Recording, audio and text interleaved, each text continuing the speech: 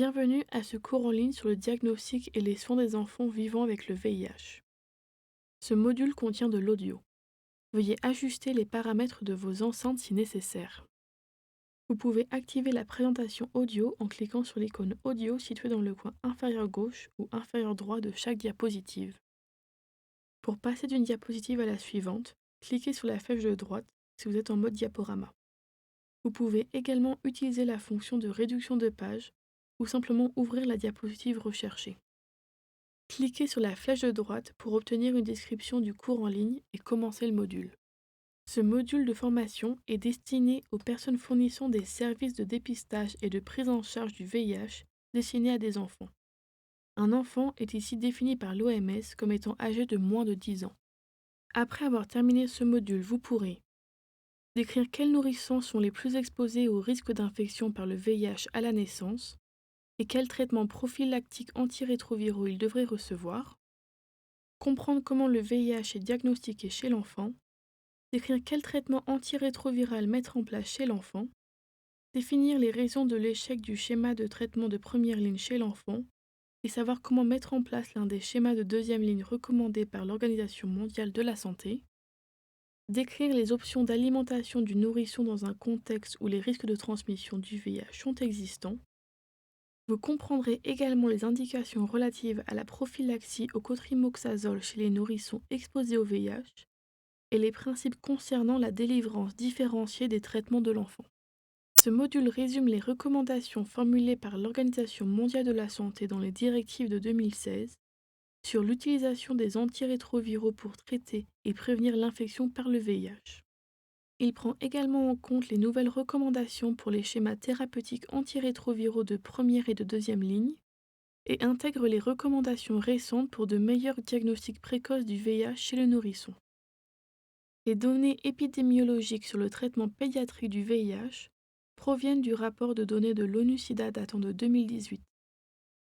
Les informations données dans cette section sur la délivrance différenciée du traitement pour des patients pédiatriques proviennent d'une note de synthèse élaborée par le groupe de travail pour la survie de patients pédiatriques, Child Survival Working Group, en partenariat avec la Société internationale sur le sida, le Fonds des Nations unies pour l'enfance et l'Organisation mondiale de la santé. Passons maintenant en revue certaines données épidémiologiques et les recommandations de l'OMS sur le traitement du VIH chez les enfants. Malgré des progrès notables dans l'action globale contre le VIH, environ 110 000 enfants de moins de 15 ans sont décédés en 2017 des causes liées au sida, et dans cette même année, 180 000 nouvelles infections au VIH ont été enregistrées chez les enfants de moins de 15 ans, ce qui est équivalent à plus de 15 000 nouveaux cas pédiatriques par mois. On estime que 3 millions d'enfants et d'adolescents dans le monde vivaient avec le VIH en 2017. Parmi eux, près de 9 sur 10 vivent en Afrique subsaharienne. Et pourtant, les enfants sont laissés pour compte. Malgré un accès accru aux technologies de diagnostic précoce de l'infection par le VIH chez le nourrisson, en 2017, seulement 51% des nourrissons exposés au VIH ont subi un test de diagnostic précoce au cours des 2 premiers mois de leur vie.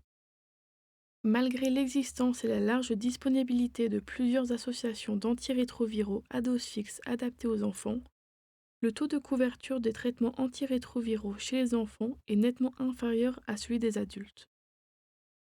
Qui plus est, les pays continuent d'utiliser des médicaments anti-VIH sous-optimaux pour les enfants, ce qui entraîne des taux élevés d'échec du traitement ou de résistance aux antirétroviraux chez les patients pédiatriques.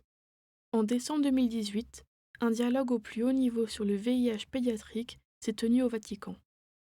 L'Organisation mondiale de la santé et ses partenaires ont lancé un appel pressant pour accélérer l'accès à des diagnostics et des médicaments efficaces contre le VIH afin de mettre fin au sida chez les enfants.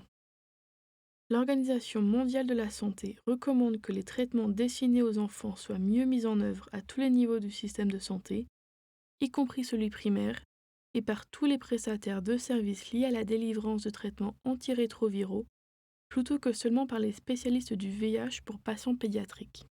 L'exposition prénatale est le mode prédominant de transmission du VIH.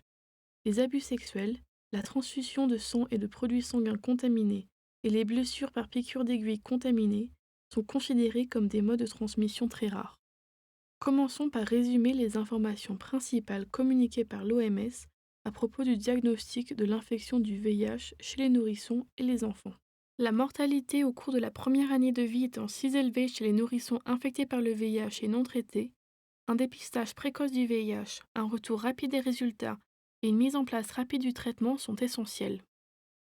L'infection par le VIH peut être définitivement confirmée chez les enfants de moins de 18 mois uniquement au moyen de tests virologiques d'amplification des acides nucléiques, TAN. En effet, les anticorps maternels anti-VIH peuvent être présents dans le système du nourrisson jusqu'à ses 18 mois, empêchant ainsi le recours aux tests sérologiques pour diagnostiquer l'infection par le VIH. L'OMS recommande de mettre en place des tests sur le lieu de soins permettant de réaliser un diagnostic précoce chez le nourrisson pouvant être infecté. Lorsque les programmes de prévention du VIH utilisent des tests sur le lieu de soins, la proportion de nourrissons séropositifs qui initient un traitement antirétroviral dans les 60 jours suivant le prélèvement de l'échantillon est de 90%, comparé à 13% lorsque ces programmes centralisent les tests de diagnostic précoce de l'infection traditionnelle. L'OMS recommande qu'un test de dépistage virologique du VIH soit effectué pour tout nourrisson exposé au VIH âgé d'entre 4 à 6 semaines ou le plus tôt possible par la suite. En outre, l'OMS recommande d'envisager l'ajout de tests virologiques d'amplification des acides nucléiques, TAN, dès la naissance du nourrisson, aux approches de dépistage précoce du nourrisson déjà existantes. Les nourrissons, dont le VIH est détectable par le TN à la naissance, ont probablement été infectés in utero. En absence de traitement, l'état de santé du nourrisson se dégradera rapidement et statistiquement, il présentera un risque très élevé de décéder au cours des premiers mois de sa vie. Il n'est peut-être pas possible de détecter le virus du VIH chez les nourrissons infectés au moment de l'accouchement ou peu après celui-ci, et ce pendant plusieurs jours, voire plusieurs semaines. L'OMS rappelle aux programmes nationaux qu'il est nécessaire de mettre en place des campagnes de redépistage de tous les nourrissons séropositifs au VIH avec un deuxième spécimen et un deuxième opérateur, en utilisant la même stratégie de dépistage et le même algorithme avant de commencer les soins et le traitement antirétroviral. Toutefois, l'OMS recommande vivement de commencer le traitement sans délai dès qu'un nourrisson présente un résultat initial de test virologique positif et en parallèle, de collecter un deuxième échantillon pour confirmer le résultat positif initial. Le début immédiat du traitement antirétroviral sauve la vie des enfants et ne doit pas être retardé dans l'attente d'un résultat du test de confirmation. Cette diapositive illustre une procédure opératoire standard à suivre pour les tests de diagnostic précoce du nourrisson. À noter, tous les tests indéterminés doivent être répétés sur le même échantillon si et quand cela est disponible. Si le même échantillon ne peut pas être retesté, un nouvel échantillon doit être demandé et testé le plus rapidement possible. Pour les échantillons avec deux résultats d'essai indéterminés, un nouvel échantillon doit être demandé. Pour les nourrissons testés à plusieurs reprises et dont les résultats sont toujours indéterminés, il est suggéré qu'une équipe d'experts examine les informations cliniques et les tests afin de déterminer les meilleurs soins de suivi à mettre en place. Tester un patient tout au long de la période d'exposition. La complexité des tests de diagnostic précoce chez les nourrissons augmente. Le diagnostic précoce chez le nourrisson ne peut plus être un processus composé d'un seul test, mais nécessite maintenant des tests supplémentaires tout au long de la durée d'exposition. Le mode de transmission de la mère à l'enfant inclut aussi désormais de plus en plus de transmission de l'infection du VIH au cours de la période postnatale. Environ la moitié des enfants infectés par le VIH le contractent ainsi pendant l'allaitement. Les programmes de prévention du VIH devraient donc renforcer la temporalité des diagnostics précoces chez le nourrisson, afin de garantir que tous les nourrissons exposés au VIH soient testés pendant toute la période d'exposition. Les directives de l'OMS recommandent que le diagnostic final des nourrissons exposés au VIH soit établi soit 3 mois après la fin de l'allaitement ou à l'âge de 18 mois selon la dernière de ces dates. Test de confirmation de tous les résultats des tests positifs. Une analyse des programmes de diagnostic précoce du nourrisson réalisés en Afrique du Sud a montré que, dans un contexte où les taux de transmission de la mère à l'enfant sont similaires à ceux du pays, plus de 10% des nourrissons ayant débuté le traitement peuvent potentiellement avoir des diagnostics faussement positifs. Tous les résultats positifs doivent donc être confirmés en utilisant un nouvel échantillon au moment du traitement ou avant. Tout test à base d'acide nucléique peut être utilisé pour des tests de confirmation sur un enfant de moins de 18 mois et les programmes nationaux de prévention du VIH devraient envisager d'utiliser tous les modes de prévention disponibles, y compris la méthode de test sur site. Si le patient est suspecté d'avoir contracté une infection par le VIH. L'OMS recommande que les nourrissons et les enfants de moins de 18 mois, avec un statut d'exposition au VIH non confirmé, mais qui présentent des signes ou des symptômes suggérant une infection par le VIH, devraient passer des tests sérologiques pour vérifier leur statut d'exposition au VIH. Si le test sérologique est réactif, il doit être confirmé par un test virologique. Les tests sérologiques pour dépister l'infection par le VIH chez des enfants de 18 mois et plus, qui présentent un risque d'infection ou d'exposition au VIH, doivent être passés selon le même algorithme standard que celui utilisé lors des tests chez l'adulte. Le conseil et le dépistage du VIH à l'initiative du soignant chez les patients pédiatriques. Les services de conseil et dépistage étant peu utilisés volontairement, le conseil et dépistage à l'initiative du soignant dans les populations pédiatriques est essentiel pour améliorer l'identification des enfants infectés par le VIH. En cas d'épidémie généralisée, les nourrissons et les enfants dont le statut VIH est inconnu peuvent être identifiés par un dépistage proactif dans les maternités, les centres de vaccination et les services ambulatoires et hospitaliers pédiatriques. Dans les maternités et les centres de vaccination où des nourrissons en bonne santé se présentent pour des soins normaux, si les nourrissons ont un statut d'exposition VIH inconnu, un test de dépistage du VIH doit être demandé à la mère, et ensuite chez le nourrisson, si la mère est confirmée positive ou si son statut ne peut pas être déterminé, par exemple, si la mère est décédée ou indisponible. Les nourrissons et les enfants hospitalisés ou non dans des établissements de santé, atteints de malnutrition, de tuberculose, d'autres maladies qui indiquent une possible infection par le VIH, ou qui contractent fréquemment des infections indiquant une possible déficience immunitaire, doivent subir un test de dépistage du VIH adapté à leur âge, test de dépistage virologique si moins de 18 mois, test de détection des anticorps standards si 18 mois et plus. Dans tous les contextes, le conseil et dépistage du VIH à l'initiative du soignant devrait être envisagé pour les nourrissons nés de mères appartenant à une population à haut risque. Et pour les nourrissons présentant un risque plus élevé de contracter le VIH, tels que les nourrissons nés de mères séropositives qui n'ont pas reçu de soins prénatal, n'ont pas reçu de traitement antirétroviral pour la prévention de la transmission mère-enfant, ont été diagnostiqués tardivement, ont commencé un traitement antirétroviral trop tard dans la grossesse ou n'ont pas suivi la thérapie antirétrovirale de façon conforme et dont la charge virale n'est peut-être pas supprimée. Le consentement éclairé du parent ou du tuteur est requis pour le test VIH chez les enfants. Le consentement verbal est suffisant. L'OMS a montré une revue systématique de 13 études en 2016 et a communiqué le taux d'acceptation de dépistage à l'initiative du soignant chez l'enfant. Alors que les taux d'acceptation variaient selon les lieux de test et selon les régions, le taux d'acceptation moyen global était élevé avec 92,2% d'acceptation. Examinons maintenant les recommandations sur la prophylaxie par ARV chez les nourrissons exposés au VIH. Un nourrisson né d'une mère atteinte du VIH et qui présente un risque élevé d'acquisition du VIH doit recevoir une prophylaxie pour nourrisson par administration d'AZT et de NVP durant les 6 premières semaines de vie, qu'il soit allaité au sein ou qu'il reçoive un substitut de lait maternel. Les nourrissons à haut risque sont définis comme étant nés d'une mère dont l'infection par le VIH est établie, ayant reçu moins de 4 semaines de traitement antirétroviral au moment de l'accouchement ou nés d'une mère dont l'infection par le VIH est établie et dont la charge virale était supérieure à 1000 copies par millilitre au cours des 4 semaines précédant l'accouchement, en supposant que la mesure de la charge virale soit disponible. Les nourrissons nés d'une mère infectée par le VIH pendant la grossesse ou l'allaitement, ou identifiés comme séropositifs pour la première fois au cours de la période suivant l'accouchement, avec ou sans test négatif au VIH au cours de la période prénatale, sont également des nourrissons à haut risque.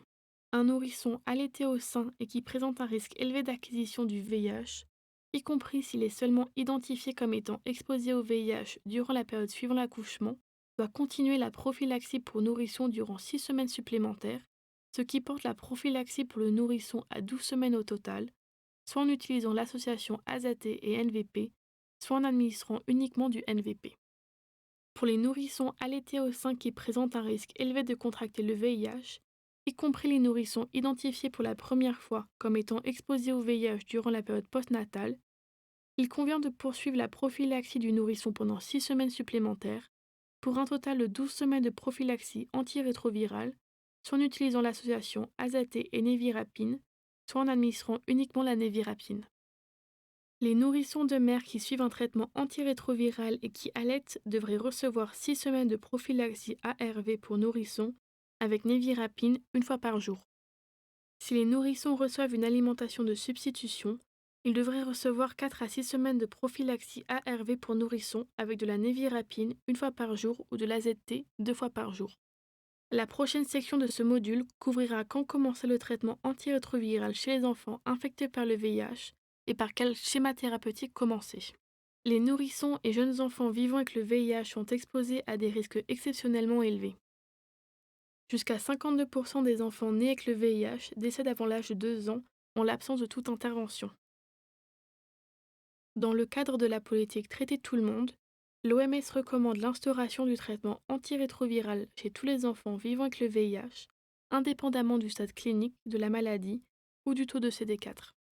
La combinaison de l'abacavir du 3-TC ainsi que du dolutegravir forme le schéma thérapeutique antirétroviral de première ligne recommandé pour les groupes d'âge et de poids pour lequel le dosage de dolutegravir est approuvé.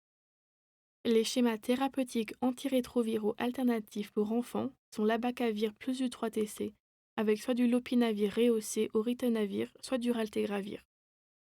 Le TAF peut être envisagé pour les groupes d'âge et de poids pour lequel le dosage du TAF est approuvé. Le raltegravir peut être utilisé en alternative si les formulations solides de lopinavir rehaussé au ritonavir ne sont pas disponibles.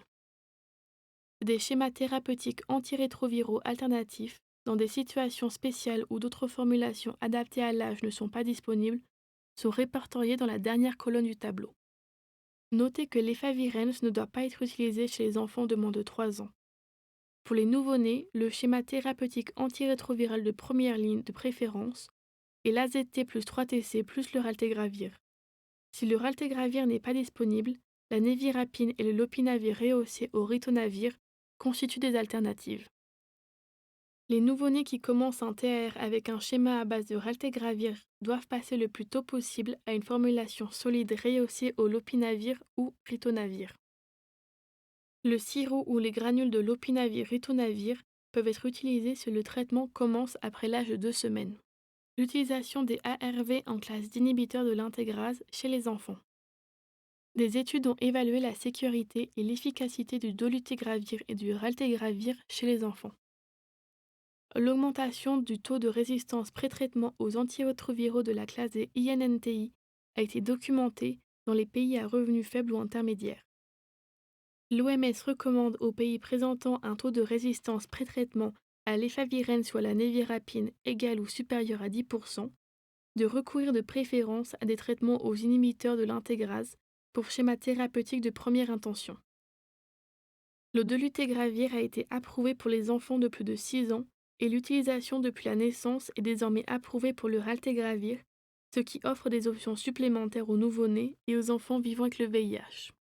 L'OMS recommande qu'au-delà de 6 ans, les comprimés de dolutegravir à 50 mg peuvent être utilisés chez les enfants pesant au moins 20 kg, le tenofovir coformulé, le lamivudine, le dolutegravir ou TLD peut être utilisé chez les enfants pesant au moins 30 kg. Des préparations sous forme de comprimés dispersibles de dolutegravir pour les enfants de moins de 6 ans et une posologie recommandée pour les enfants pesant moins de 20 kg sont entendues sur le marché pour 2020.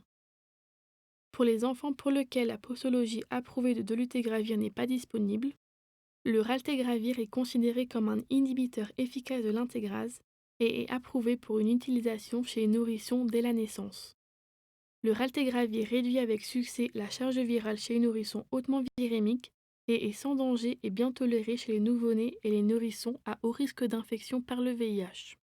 La tuberculose reste une co-infection fréquente et importante chez les patients infectés par le VIH.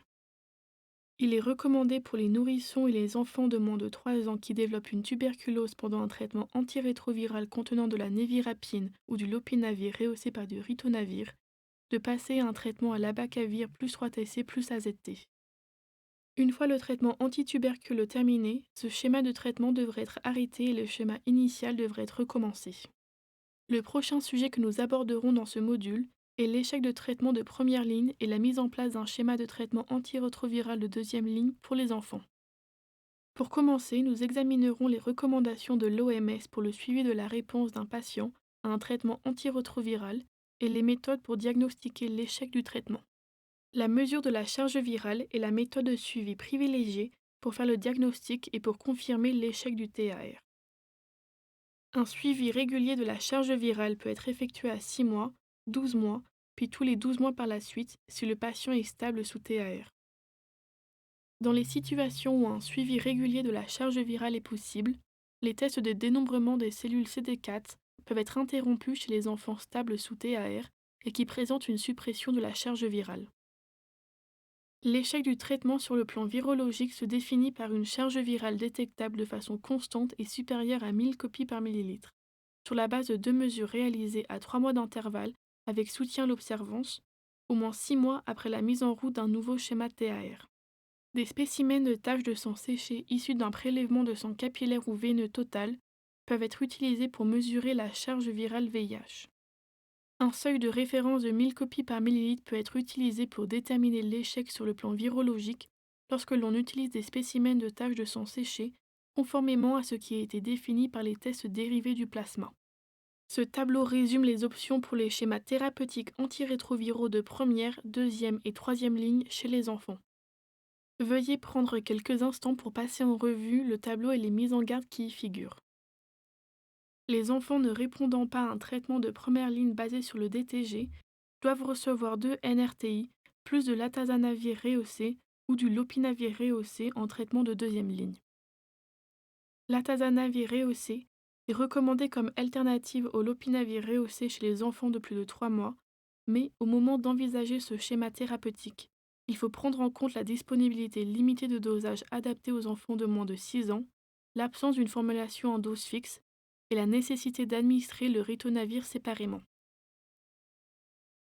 Le traitement de deuxième ligne privilégié chez les enfants pour lequel un dosage de DTG adapté à l'âge est disponible et en cas d'échec d'un inhibiteur de la protéase rehaussée ou d'un INTI de première ligne est le dolutegravir associé à 2 analogues nucléosidiques INTI optimisés.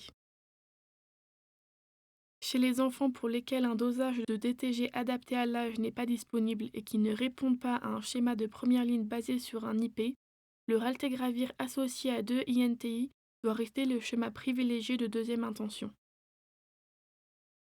Chez les enfants pour lesquels ce dosage de DTG adapté à l'âge n'est pas disponible et qui échouent à une première ligne de traitement basée sur un INNTI, le traitement de choix en seconde ligne est un inhibiteur de la protéase rehaussée associé à 2 INNTI. Enfin, pour un schéma thérapeutique de troisième intention, l'OMS recommande le darunavir rehaussé au ritonavir plus le dolutegravir et 1 à 2 INNTI, le choix étant de préférence guidé par un profil génotypique. À noter, la combinaison darunavir-ritonavir ne doit pas être administrée aux enfants âgés de moins de 3 ans.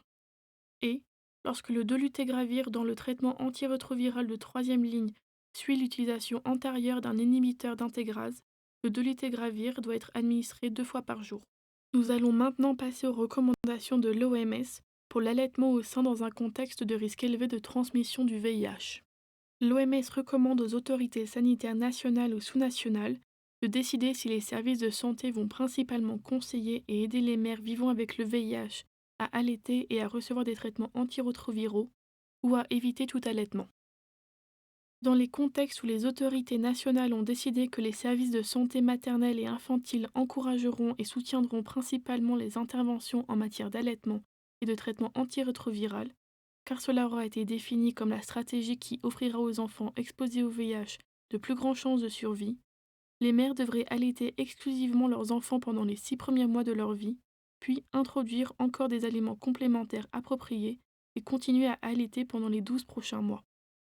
L'allaitement ne doit alors être arrêté qu'une fois qu'un régime adéquat sur le plan nutritionnel et sans lait maternel peut être fourni. Toutes les femmes vivant avec le VIH doivent commencer un traitement antirétroviral, quel que soit leur taux de CD4. Enfin, les enfants infectés par le VIH doivent être allaités de manière prolongée aussi longtemps que cela est réalisable et désiré par la mère. Les prochaines diapositives résumeront les recommandations de l'OMS pour la prévention des causes d'infections courantes qui augmentent la morbidité et la mortalité chez les enfants atteints du VIH. La prophylaxie au cotrimoxazole est recommandée chez les nourrissons, les enfants et les adolescents infectés par le VIH, indépendamment de leur état clinique et immunologique. Dans les contextes où le nombre de cas de paludisme et ou d'infections bactériennes est très élevé, la prophylaxie au cotrimoxazole doit être poursuivie jusqu'à l'âge adulte, que le traitement antirétroviral soit mis en place ou pas. Dans les situations à faible prévalence tant du paludisme que des infections bactériennes, la prophylaxie au cotrimoxazole peut être interrompue chez les enfants âgés de 5 ans et plus, qui sont cliniquement stables et ou dont la charge virale a été supprimée par le traitement antirétroviral pendant au moins 6 mois et dont le taux de CD4 dans le sang est supérieur à 350 cellules par millilitre. La prophylaxie au cotrimoxazole est recommandée chez les nourrissons exposés au VIH âgés de 4 à 6 semaines et doit être poursuivie jusqu'à ce que les risques d'infection au VIH aient été exclus par un test de dépistage du VIH adapté à l'âge. Traitement préventif à l'isoniazide TPI chez l'enfant. Les enfants vivant avec le VIH âgés de plus de 12 mois, chez qui la conclusion du dépistage en fonction des symptômes est qu'il est peu probable qu'ils soient atteints de tuberculose active, et qui n'ont aucun contact avec un cas de tuberculose devraient recevoir 6 mois de TPI, 10 mg par kilo par jour, dans le cadre d'un régime complet de services de prévention et de traitement du VIH. Les enfants vivant avec le VIH âgés de moins de 12 mois, qui ont été en contact avec un cas de tuberculose, qui ont été évalués pour la tuberculose en utilisant des tests diagnostiques, ne doivent recevoir de TPI que si l'évaluation diagnostique ne montre aucune maladie de la tuberculose. Tous les enfants vivant avec le VIH doivent bénéficier d'un TPI pendant 6 mois supplémentaires après l'arrêt d'un traitement antituberculeux réussi. Enfin, dans ce module, nous discuterons des principes de délivrance différenciée de traitement s'appliquant aux enfants. Les enfants vivant avec le VIH ont devant eux une vie de traitement antirétroviraux. La délivrance différenciée de services est une approche centrée sur le client qui simplifie et adapte les services pour mieux répondre aux besoins des personnes vivant avec le VIH, tout en réduisant les charges qui pèsent sur le système de santé local. La délivrance différenciée de TAR pour les enfants cliniquement stables est soutenue par des agences mondiales. Et un nombre croissant d'enquêtes montre à quel point la mise en place de la délivrance de traitements antirétroviraux différenciés augmente les taux de suivi et d'observance du traitement chez les enfants vivant avec le VIH. Les enfants ne doivent pas être exclus des programmes de prestations différenciées de services en raison de leur âge. Les enfants cliniquement stables peuvent bénéficier d'un accès à ces programmes de TAR différenciés. Ces services devraient être conçus de manière à ce que les familles restent ensemble dans le maximum des cas et devraient simplifier l'accès et réduire les coûts liés à la recherche de soins. Après l'âge de 2 ans, un suivi clinique moins intensif est requis pour les enfants et le renouvellement du traitement antirétroviral et les consultations cliniques peuvent être étendus en toute sécurité tous les 3 mois pour les enfants plus jeunes, de 2 à 5 ans, et tous les 6 mois pour les enfants plus âgés. La mise en place des prestations différenciées aux enfants nécessite une collaboration étroite entre les services de santé et les plateformes communautaires, y compris des réseaux de pairs éducateurs, groupes de soutien aux parents et tuteurs, et dans le cas échéant, le système scolaire. Au Zimbabwe, un système de renouvellement des TAR pour les membres de la même famille a été développé à partir d'un modèle communautaire qui était déjà en cours. Les enfants cliniquement stables âgés de plus de 2 ans peuvent désormais rejoindre leur groupe familial. Tous les 3 mois, un représentant collecte les recherches de TAR pour tous les membres de la famille dont le statut médical est stable et les distribue à la maison. Les enfants âgés de 2 à 5 ans sont obligés d'accompagner leur représentant familial à chaque consultation clinique. Quand les enfants ont au moins 5 ans et reçoivent le même dosage TAR que les adultes, ils peuvent assister à une visite clinique sur 2, tous les 6 mois. Pour conclure, réfléchissons sur le contenu partagé dans ce module à partir de votre point de vue personnel et professionnel. Prenez quelques minutes pour réfléchir aux questions suivantes.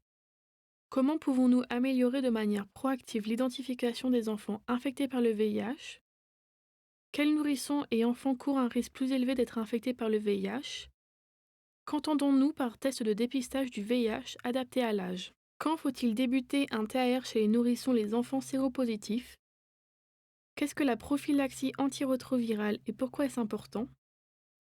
Dans votre pays, quelles sont les directives en matière d'alimentation du nourrisson dans le contexte du risque de transmission du VIH? Ceci conclut le module de formation sur le diagnostic et la prise en charge des enfants vivant avec le VIH. Merci pour votre participation. Vous pouvez maintenant quitter la présentation.